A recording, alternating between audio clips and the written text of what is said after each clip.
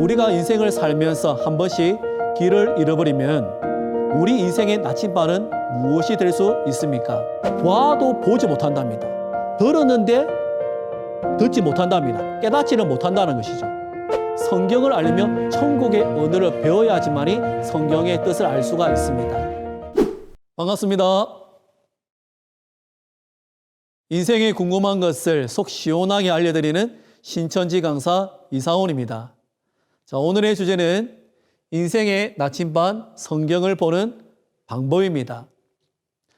바다를 향해 할 때에 길을 잃어버리면 하늘의 별자리를 본답니다. 북두칠성을 보면서 자기의 현 주소를 파악하고 나아갈 방향을 제시를 받는답니다. 인생을 고해, 즉 바다라 하기도 합니다. 우리가 인생을 살면서 한 번씩 길을 잃어버리면 우리 인생의 나침반은 무엇이 될 수 있습니까? 많은 사람들은 책을 읽으면서 그 지혜를 통해서 내 인생에 나아갈 길을 제시를 받곤 합니다. 세상에는 많은 책들이 있습니다. 그 중에 많은 위인들은 이 성경을 읽었답니다.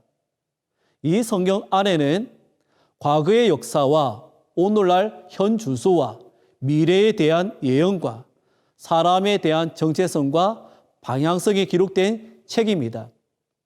이 성경은 우리 인생의 나침반이 될 수가 있습니다. 오늘 이 시간에 우리 인생의 나침반이 될 수 있는 이 성경을 보는 방법에 대해서 알려드리도록 하겠습니다. 자, 성경을 보시게 되면은 크게 구약과 신약으로 나누어질 수가 있습니다. 성경의 구약이란 말은 옛 구자의 약속할 약자 해서 옛 약속, 신약이란 말은 새 신자의 약속할 약자에서 새 약속입니다. 그래서 성경을 한마디로 하면 약속의 글이다라고 볼 수가 있습니다. 언제 때의 한 약속인 것인가? 성경의 기준은 예수님이란 분입니다. 이 예수님이란 분 이전의 약속이 구약, 예수님이 오시고 난 다음의 약속이 신약인 것입니다. 우리가 역사를 보더라도 AD와 BC 시대로 나눌 수가 있습니다. 그 기준이 예수님이십니다.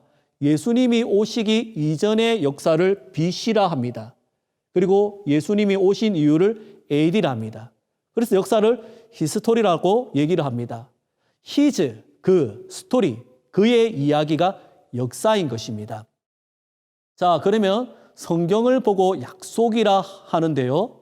약속이라는 것은 세 가지 조건이 있습니다. 대상이 있어야 하고, 내용이 있어야 하고, 성취가 있어야 됩니다. 이루어지는 것이죠. 그럼 성경의 약속의 대상은 누구일까요? 그것은 하나님과 하나님을 믿는 신앙인과의 약속의 글입니다. 그럼 성경의 내용을 간단히 얘기하게 되면은 하나님과 사람을 이어주는 메시아에 대한 내용이 성경의 내용인 것입니다. 그리고 약속이라는 것은 이루어지는 것이 중요하듯 예언이 이루어진 내용이 성취의 내용인 것입니다. 성경에 구약과 신약의 약속이 있는데 구약이라는 것은 예수님이 2000년 전에 오시면서 예수님을 통해서 이루어진 약속이 구약이고 또한 신약이라는 것은 예수님이 하신 약속인데요.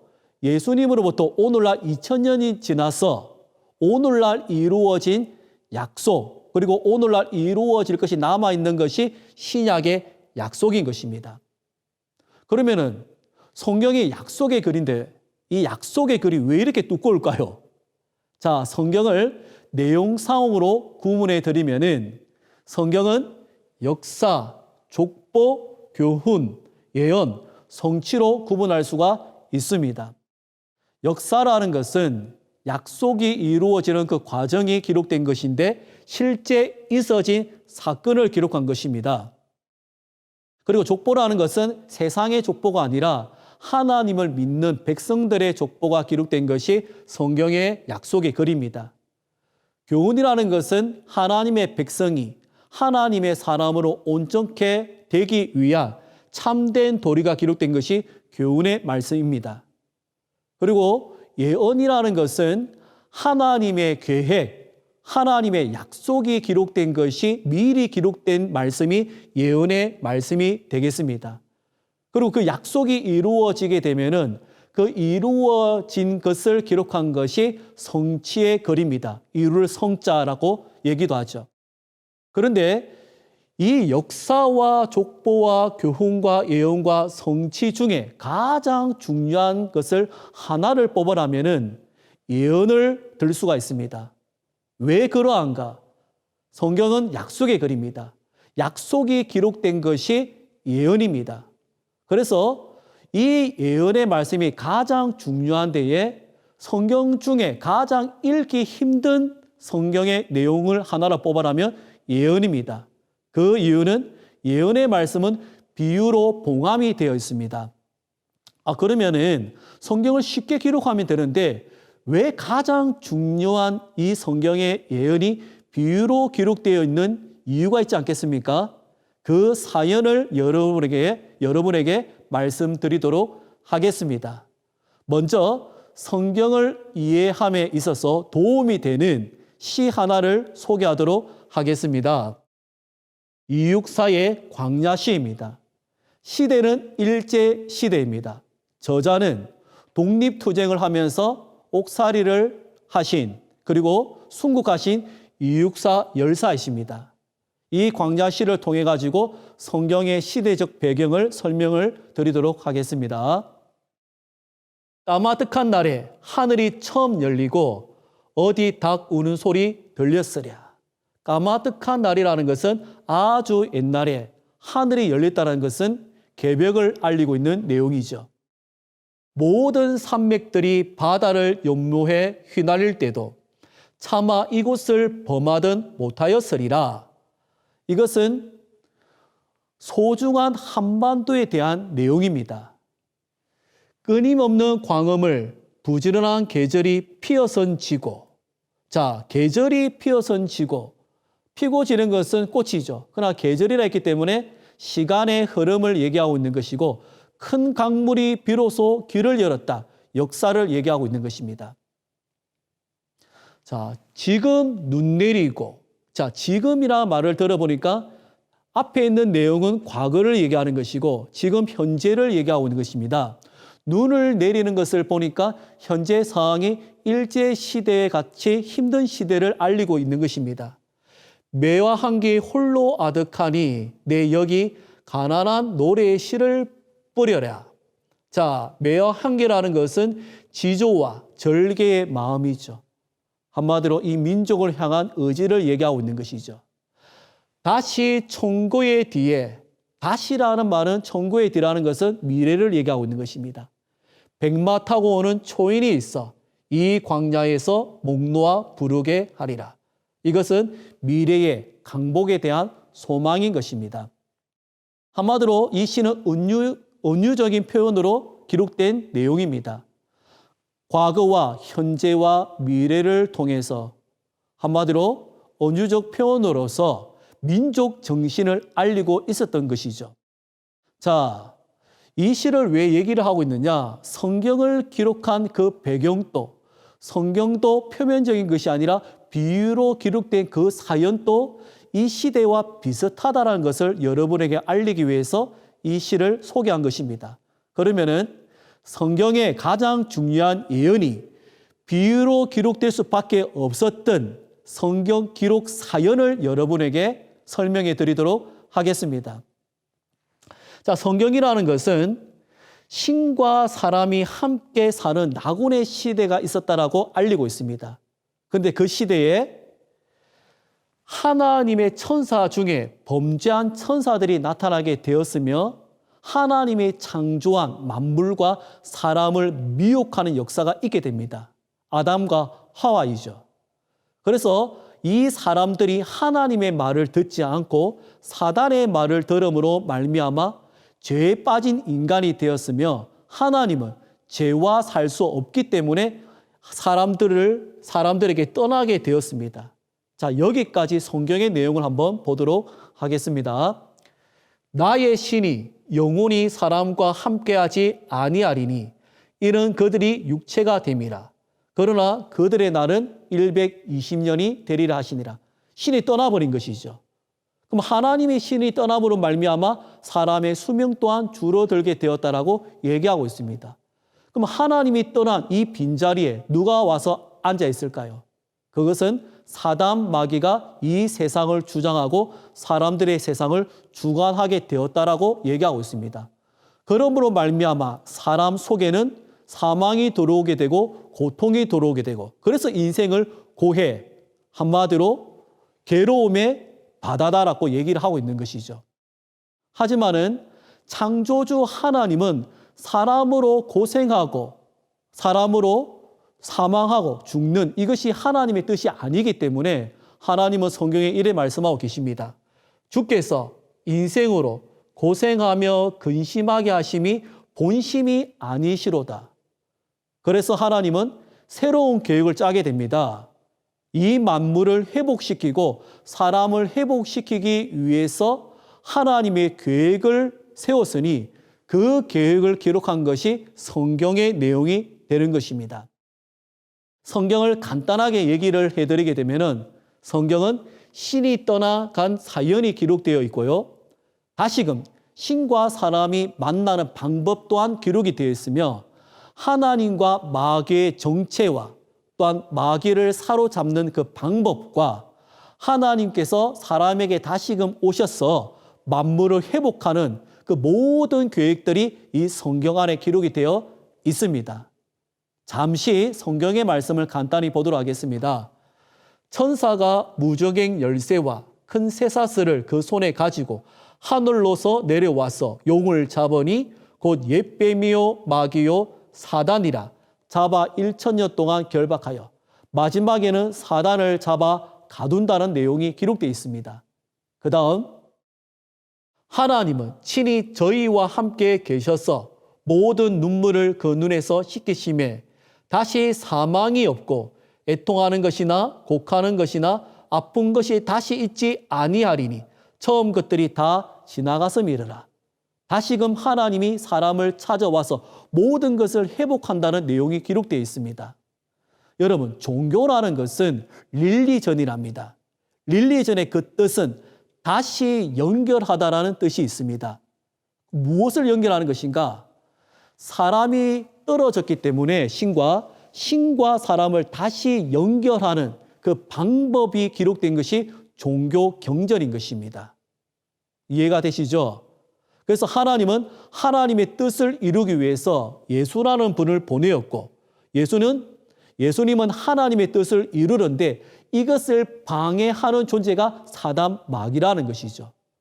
그러다 보니까 사단이 주관하고 있는 이 세상에 하나님의 뜻을 이루는 것이 너무나도 어렵기 때문에 사단이 하나님의 뜻을 알지 못하도록 하기 위해서 성경의 말씀을 비유로 기록할 수밖에 없었던 것입니다. 성경에는 이렇게 기록되어 있습니다. 예수께서 이 모든 것을 무리에게 비유로 말씀하시고 비유가 아니면 아무것도 말씀하지 아니하셨으니 성경의 하나님의 비밀을 비유로 말씀하신 것이죠. 그러다 보니까 제자들이 질문합니다. 예수님, 왜 비유로 말씀하십니까? 하니 예수님이 이렇게 대답을 하셨습니다. 제자들이 예수께 나와 가로되 어찌하여 저희에게 비유로 말씀하시나이까? 대답하여 가라사대 천국의 비밀을 아는 것이 너희에게는 허락이 되었으나 저희에게는 아니 되었나니 그러므로 내가 저희에게 비유로 말하기는 저희가 보아도 보지 못하며 들어도 듣지 못하며 깨닫지 못함이니라. 비유로 말하니까 봐도 보지 못한답니다. 들었는데 듣지 못한답니다. 깨닫지는 못한다는 것이죠. 우리는 영어 책을 보면은 봐도 들어도 아는 사람도 있지만은 모르는 사람이 있죠. 근데 성경은 어떻게 되느냐? 비유로 기록한 이유는 너희와 저희, 다시 말하면 하나님께 속한 백성도 있지만은 사단 마귀에게 속한 백성도 있기 때문에 비유로 말씀하신 겁니다. 군대를 가면은 암호가 있습니다. 그것은 적군과 아군을 구분하기 위해서 암호가 있죠. 암호 하면은 고구마, 통과. 암호 감자 다다다다 이런 것 같이 성경에도 너희와 저희를 구분하기 위해서 비유로 말씀을 하신 것이죠. 그러면은 하나님의 비밀을 하나님께 속한 사람은 보고 듣고 깨달을 수가 있고 사단 마귀에게 속한 사람은 보아도 들어도 깨닫지를 못하도록 성경이 비유로 기록이 되어 있다면은 성경은 그냥 읽어서 하나님의 비밀을 알 수 있는 글이 아니라는 겁니다. 이것을 해석을 해야지만이 알 수 있는 글이라는 것이죠. 그럼 오늘 이 시간에 성경 보는 방법을 알려드리도록 하겠습니다. 자, 성경을 어떻게 봐야 되는 것이냐? 이 비유는 이러하니라. 시는 하나님의 말씀이요. 예수라는 분이 이 땅에 오셔서 농사 얘기를 합니다. 씨가 밭에 뿌려졌다, 나무가 되었다 라고 얘기하니까 사람들은 농사 이야기인 줄 알았답니다. 하지만은 그것이 아니었죠. 씨는 하나의 비유였고 말씀이 실체였습니다.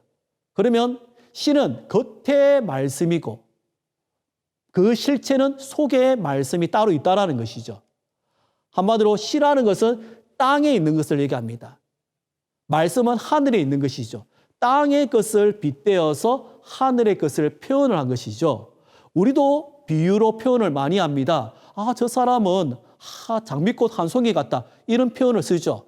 근데 저 사람은 뭐 깻잎 같다. 냉장고 같다. 이런 표현을 쓰지 않지 않습니까?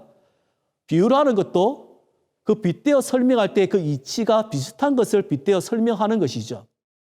그럼 성경에 보게 되면은 씨라는 것은 땅에 있는 것, 육적인 것을 빗대어서 다시 말하면 하늘에 있는 것, 영적인 것을 설명한 것이 성경을 풀이하는 하나의 방법이 되는 것입니다. 자, 재미난 얘기 하나 해드리겠습니다. 어떠한 한 여인이 달님에게 정한수 한 사발을 떠가지고 이렇게 기도를 합니다. 근데 어떠한 장수가 지나가면서 목이 너무 마른 겁니다. 그 여인이요, 내가 전쟁터에 갔다가 목이 너무 마르니 그 정한수 물 한 사발을 나에게 주시오. 그 하니까 그 여인이 하는 얘기가 이것은 물이 아니고 죽입니다 라고 얘기하는 거예요. 그래서 장수가 아니 원래 달님에게 기도할 때는 깨끗한 물 한 사발을 떠가지고 기도하는 것이 그 정한수 한 사발인데 왜 죽을 뜨고 기도합니까? 라고 얘기하니까 그 여인이 당신이 기도를 모르시는군요. 죽은 사람의 소원도 들어준다는 말이 있지 않소. 아직까지 안 웃고 계신 분은 독하신 분입니다. 자, 이 여인이 뭔가 잘못 알고 있는 것이죠. 죽은 사람의 소원을 들어준다는 말이 있지 죽이 사람의 소원을 들어준다는 말은 아니지 않습니까? 오해한 것이죠, 이 여인이. 성경에는 이런 말이 있습니다. 그러므로 어리석은 자가 되지 말고 오직 주의 뜻이 무엇인지 이해하랍니다. 성경에 예수라는 분이 시 얘기한 데서 시라 생각하면 오해하는 겁니다. 시가 말씀이라고 해석되면 이해할 수 있는 것이죠. 자, 그러면 성경을 이해하기 위해서 성경 보는 방법을 구체적으로 여러분에게 알려드리도록 하겠습니다. 또 비유를 베풀어 가라사대 천국은 마치 사람이 자기 밭에 갖다 심은 겨자씨 하나를 같으니 커서 나무가 되매 공중의 새들이 와서 그 가지에 깃드이느니라. 자, 천국을 설명하는데 비유로 설명합니다. 씨가 밭에 뿌려졌답니다. 그리고 나무가 되었답니다. 새가 임하니까 성경에서 천국이랍니다. 이것은 밖에 나가면 많은 나무에 새가 앉아 있는 것을 보게 됩니다. 그 육적인 것을 얘기하고 있는 것이 아닙니다. 자, 이것을 한번 해석해 보도록 하겠습니다. 그 전에 세상에서 쓰고 있는 비유의 표현을 우리가 한번 알아보도록 합시다. 말이 씨가 될라 이런 표현 쓰죠. 그 말은 말이 씨라는 말이죠. 그리고 저 사람 마음바 좋다 이런 표현도 쓰죠. 마음이 밭이란 말입니다. 우리 앞에 1강 강의를 들으시는 분은 이 내용이 무엇인지를 설명을 했습니다. 1강 강의를 참고하시면 좋을 것 같습니다. 자, 나무는 저 꿈나무들 이쁘다. 저 사람 우리나라의 거목이야. 이것은 사람을 나무라고 표현을 하고 있습니다. 셀은 우리가 까마귀가 까 하면은 뭐 흉조다 이런 말 하는 것 같이 길조와 흉조입니다. 이것을 주장하는 것은 성신과 악신입니다. 세상에도 이런 표현을 씁니다. 자, 성경의 답을 한번 볼까요? 신은 말씀이라 했습니다. 말이 씨가 될라. 그리고 밭이라는 것은 좋은 땅에 있다라는 것은 착하고 좋은 마음으로 말씀을 듣고, 자, 땅은 밭입니다. 한마디로 사람의 마음이 밭이랍니다. 세상의 이치를 본다 할지라도 씨는 밭에 뿌립니다. 그러면 말씀은 어디에 뿌리겠습니까? 짐승에게 뿌리는 것이 아니라 사람에게 뿌리죠. 그러면 사람의 마음이 밭이 되는 것입니다. 그럼 사람의 마음에서 나무가 자라겠죠. 그래서 성경에는 나는 포도나무요 너희는 가지다. 사람이 나무고 또 사람이 가지랍니다. 조상을 뿌리라죠. 한마디로 사람이 나무라 되어 있습니다. 새는 무엇이냐? 하나님의 성령이 비둘기 같이 내려 자기 위에 임하심을 보시더니 하나님을 비둘기 새로 표현하고 있습니다. 사단 마귀도 계시록 18장에는 새로 표현되어 있습니다. 한마디로 성신과 악신이 새라 합니다. 자, 진리라는 것은 참지자의 이치리자입니다. 이치에 맞는 글이 진리입니다. 우리가 세상에 쓰고 있는 표현이나 성경에서 말하고 있는 표현이나 거의 일치한 것을 알 수가 있습니다. 자, 이것을 한번 해석을 해드리게 되면은 씨는 말씀, 밭은 마음, 나무는 말씀으로 성장한 사람입니다. 그러면 말씀을 깨달아서 내 마음이 성장한 그 사람에게 누가 찾아오느냐? 하나님이 찾아온다는 것입니다. 결국 이 말씀의 뜻은 신과 사람이 만나는 방법은 말씀의 시로서 시작한다라는 것이 천국 비밀이며 이것을 사단 마귀가 알면 안 되기 때문에 비유로 기록을 한 것입니다. 성경은 이렇게 성경이 풀어지는 것입니다. 세상에도 영어를 알려면 영어 단어를 배워야 하는 것 같이 성경을 알려면 천국의 언어를 배워야지만이 성경의 뜻을 알 수가 있습니다. 그럼 하나 더 보도록 하겠습니다. 천국은 마치 바다에 치고 각종 물고기를 모으는 그물과 같답니다. 그물에 가득함에 물가로 끌어내고 앉아서 좋은 것은 그릇에 담고 못된 것은 내어 버린답니다. 자, 천국이 무엇이냐? 바다에 그물을 쳐서 물고기를 잡는 것이랍니다. 여러분 혹시 좋은 고기, 못된 고기 보셨습니까? 물고기를 잡았는데 눈 찢으면서 왜 나를 잡았어? 이러면 못된 고기입니까? 자, 이것도 하나의 비밀이고 비유입니다. 자, 이 비밀을 한번 보도록 하겠습니다. 바다라는 것은 우리가 세상 삶을 고해를 합니다. 봤을 때에 많은 사람이 모여 있는 것을 인산인해 바다 같다라고도 얘기를 합니다. 그리고 물고기는 참 사람마다 성격이 다른 것을 보고 참 각종 물고기들이 모였다 이런 말도 씁니다. 그물은요, 우리 낚였다 이런 말 쓰죠. 낚였다 무슨 말입니까? 말에 걸렸다 이런 말 쓰죠. 자, 성경에도 이 표현과 같은 내용이 있습니다. 같이 한번 보겠습니다. 주께서 어찌하여 사람으로 바다에 어족 같게 하시며, 어족이라는 것이 물고기입니다. 한마디로 사람을 각종 물고기로 여기시는 것이 성경의 표현입니다.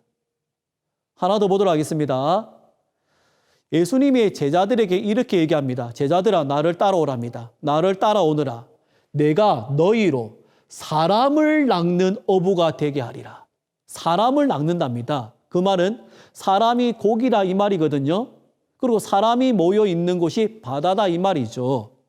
그럼 낚는다라는 것은 사람은 어떻게 낚습니까? 낚싯바늘로 낚는 거 아니잖아요. 사람은 말로 낚죠. 그래서 예수님이 제자들에게 말씀을 주어서 그 말씀으로 낚는 것을 보고 얘기하고 있는 것입니다.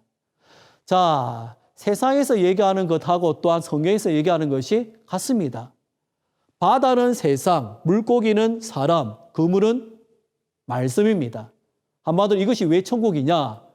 세상에 살고 있는 사람에게 인생을 모르고 삶의 의미를 모르고 생로병사의 비밀을 모르고 있는 이 사람들을 말씀으로 낚아서 천국으로 인도하는 것. 이것이 천국 비밀이라는 것입니다. 이해가 되시죠? 이렇듯 예수님은 성경 보는 방법을 우리에게 알려주셨습니다. 예수님은 이래 얘기합니다. 우리에게 성경을 풀어주실 때에 우리 속에서 마음이 뜨겁지 아니하더냐? 성경을 풀어주셨답니다. 왜 풀어주셨느냐?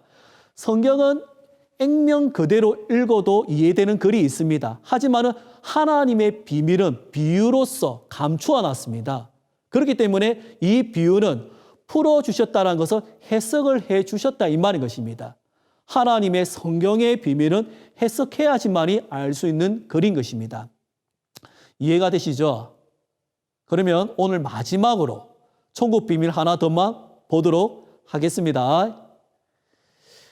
천국은 마치 밭에 감추인 보화와 같으니 사람이 이를 발견한 후 숨겨두고 기뻐하여 돌아가서 자기의 소유를 다 팔아 그 밭을 샀느니라 라고 기록되어 있습니다.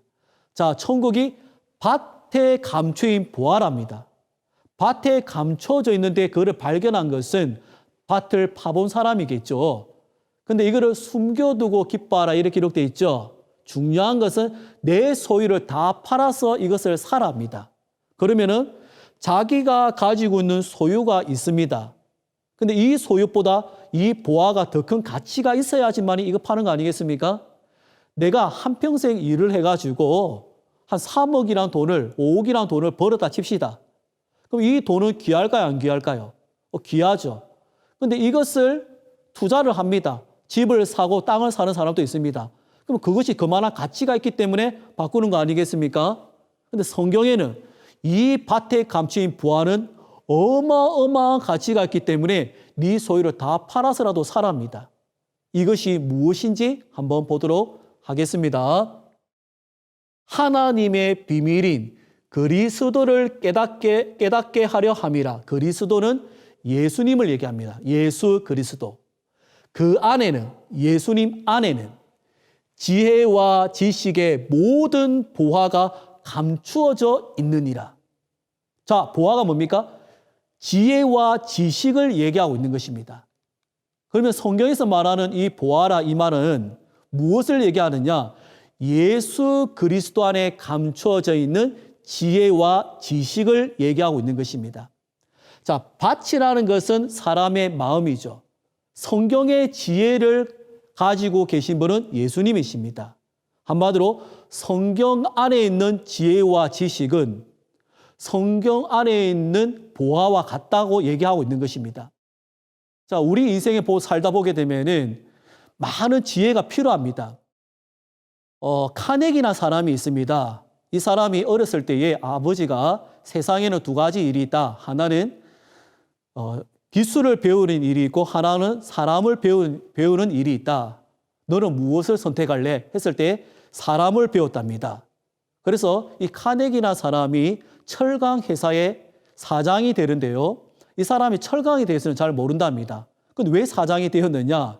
이 사람이 사람을 경영하는 것에 대해서는 타고난 지혜를 가지고 있었답니다. 자, 이 사람이 이래 얘기합니다. 삶을 가치 있는 것에 투자랍니다. 여러분도 자격증을 따기 위해서 시간을 투자를 하는 사람들이 있을 겁니다. 하지만은 자기 자신을 위해서 이 세상을 살아가면서 지혜와 지식을 위해서 여러분의 인생을 얼마만큼 투자하고 있습니까? 성경은 돈을 내라는 것이 아닙니다. 자기 소유를 팔라는 것은 내 시간을 투자했으라도 성경 안에 감춰져 있는 지혜와 지식을 자기 것으로 만들어라는 것입니다. 이 성경은 내 인생을 이끌어 줄 수 있는 나침반이 될 수가 있습니다. 성경의 지혜를 배우셔서 성경을 살아감에 있어서 성공하는 삶, 한마디로 내 삶의 주체로 살아가는 그 비밀을 깨닫는 여러분이 되시길 기원드리겠습니다. 자, 오늘 이 시간은 말씀을 배운 것을 정리하도록 하겠습니다. 자, 성경은 약속의 글입니다. 그리고 성경 안에는 역사와 족보와 교훈과 예언과 성취가 있습니다. 자, 이 중에 가장 중요한 것은 예언의 글입니다. 자, 예언은 사물과 동물과 인물과 역사 등으로 빙자해서 비유로 기록된 것입니다. 오늘은 간단하게 보았지만은 여러분이 성경을 배우면서 이 모든 것을 배워 나갔으면 좋겠습니다. 그리고 비유로 기록한 이유는 사단마귀 때문에 너희와 저희를 구분하기 위해서 비유로 기록을 해놨습니다. 그렇기 때문에 성경은 누군가가 배워야 되는 것이지 자기가 읽는다 해서 알 수 있는 글이 아닙니다. 이 성경을 예수님이 가르치는 해석, 풀이하는 방법대로 배워야지만이 알 수 있는 글인 것입니다. 성경의 가치는 성경 안에는 인생의 지혜와 지식의 보화가 감추어져 있습니다. 그리고 성경은 내 인생의 나침반이 될 수가 있는 것입니다. 여러분의 인생에 가치 있는 것에 투자하십시오. 가치 있는 삶에 시간을 투자하시면서 여러분의 인생에 지혜로운 삶을 사시길 기원 드리겠습니다. 자, 오늘 강의는 여기까지 하고 다음 시간엔 성공하는 삶을 위해서 변화의 비밀을 말씀드리도록 하겠습니다. 자, 오늘 강의는 이것으로 마치겠습니다. 감사합니다.